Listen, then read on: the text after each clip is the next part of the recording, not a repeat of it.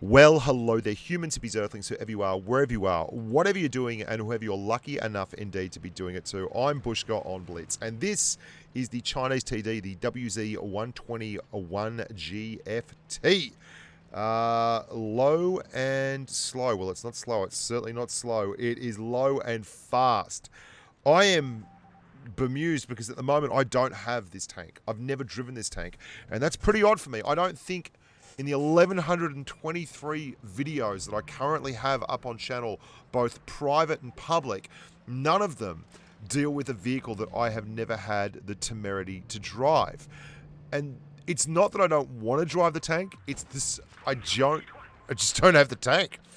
Don't have the tank, and I'm not about to go and buy the tank because it's not much of a business model where I'm spending a whole lot of cash to buy the tank without actually driving the thing.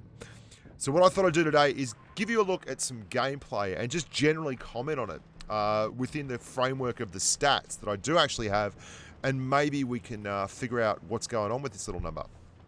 Now, first and foremost, it's a Great Dpm machine. It's got nearly 3,000 damage per minute, which is just grand. This is a tank that has the ability to pump out a whole lot of damage, and it does that via a Wang 122.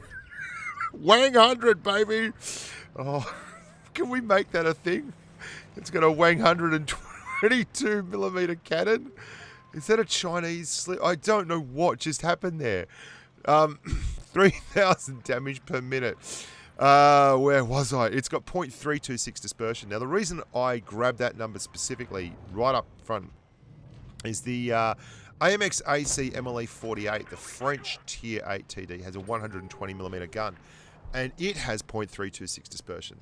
The big difference here is that the French gun is severely under the odds compared to the DPM that this thing puts out. Now, it has 400 alpha, but it throws a shell out at an alarmingly high rate. You can see here, this poor old Type 59 is pushing up, but the 122mm is going off like a frog in a sock and tearing him the hell apart.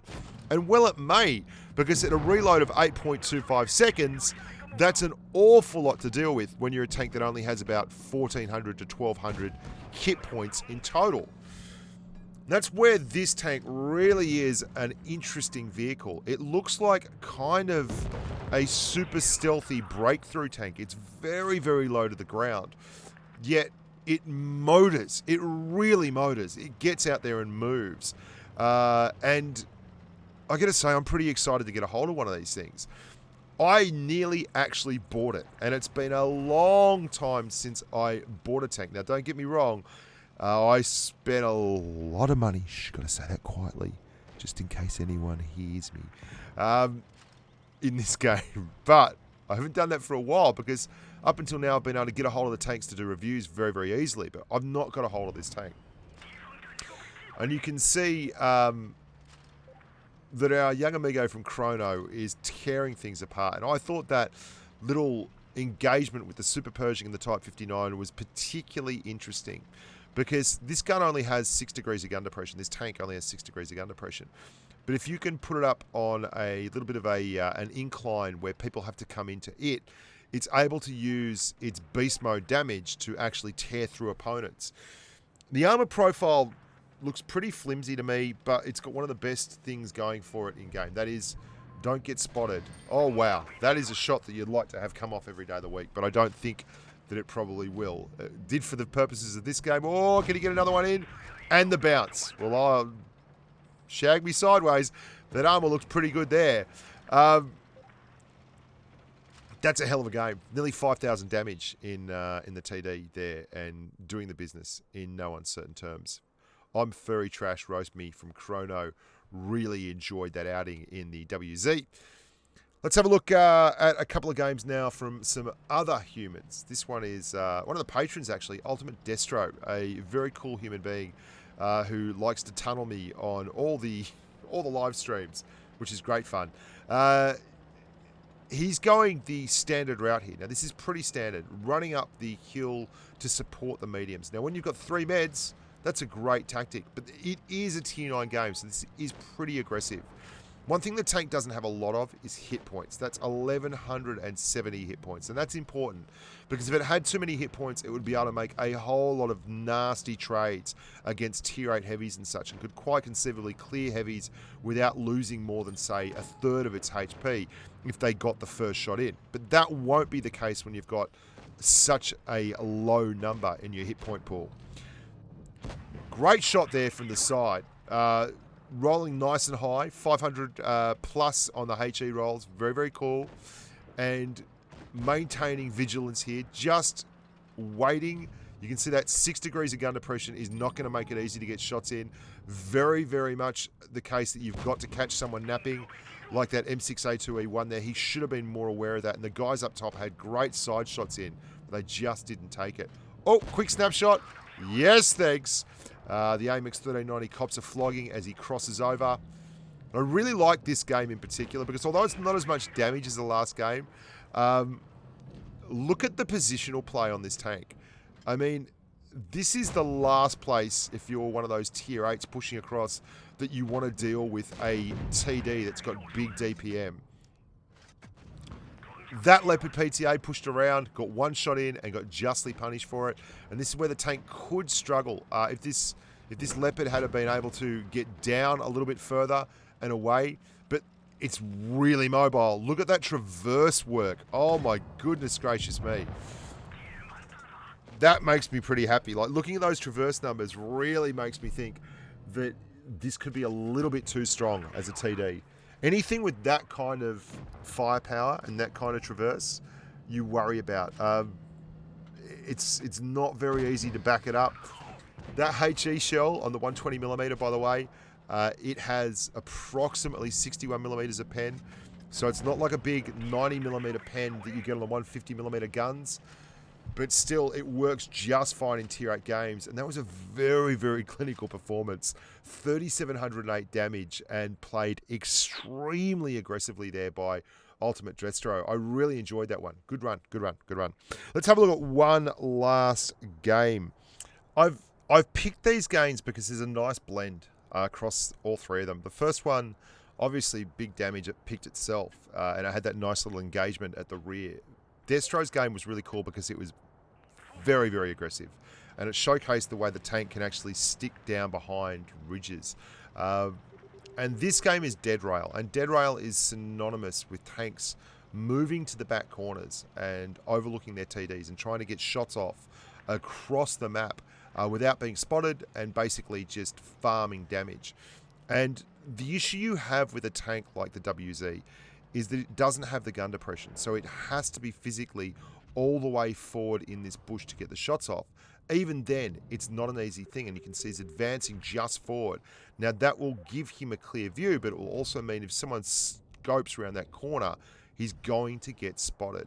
And when you fire, you better be ready to bustle on back very, very fast, or you are going to get wrecked. Now, 6 degrees of gun depression is an interesting number. It's not deficient by any means. It's just not good. It's better than, say, the SU-100 line, which struggles along at 1s and 2s. 291 meters, disappeared off the radar. It's very, very cautious game at the moment. That YAG at the back, still no shots being fired. And it goes to show that our protagonist here is actually a little bit better than the average guy who'd roll up into this spot. You get a lot of people sitting in this spot who immediately get spotted. He's also running the camo net. I don't know if you saw that flash up on screen there. So he's built the tank around this kind of an ethos. Namely, he's not going to be the guy who pushes the line. He's going to be the guy who actually uses the hit points of other tanks. Now, there's nothing wrong with that. That's what this tank is more or less designed for. It's a tank that has exceptionally good low, and generically in World of Tanks, Blitz particularly, the lower the tank is to the ground, the better your camo rating. I mean, a lot of people would probably be surprised to know that the T95 has an incredibly good camo rating, despite the fact that it's bigger than some states. It's a massive tank, but because it's so low to the ground, its camo rating is actually very, very good. The WZ-120 looks as if it's got an excellent camo rating. Now, that back pedal area at the rear of the map is great when you have shots. It's horrible when everyone starts moving up here. And one of the big errors for players who play passively like that at the start is they then stay passive and then wait for everyone to die and don't play aggressively until all their teammates are dead. What he's doing here is the exact right way to use this tank. He's being exceptionally good with the trades here. That IS-6 cannot possibly win this trade. He's in a tough spot. If he gets a shot in here, it's not going to be enough because this tank just has big raw DPM. That's all there is to it. And this Jag has good DPM as well. But the armor is quite surprising. Obviously, that bounce was pretty clutch. Very clutch indeed. And it's turned him down into a 2-shot. Good shot through the tracks. Moving up again.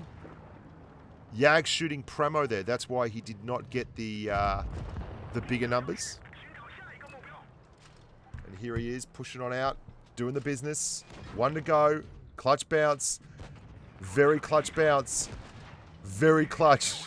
Very troubling now, though. Just gets around that corner and is in dire peril. How is he going to drag this one out? Well, he doesn't have a lot of choice. What he's going to do is use the gun and use the armor profile. Gets a great shot in there on that AT-15. Look how low he is. This is what I was talking about. Look how low he is.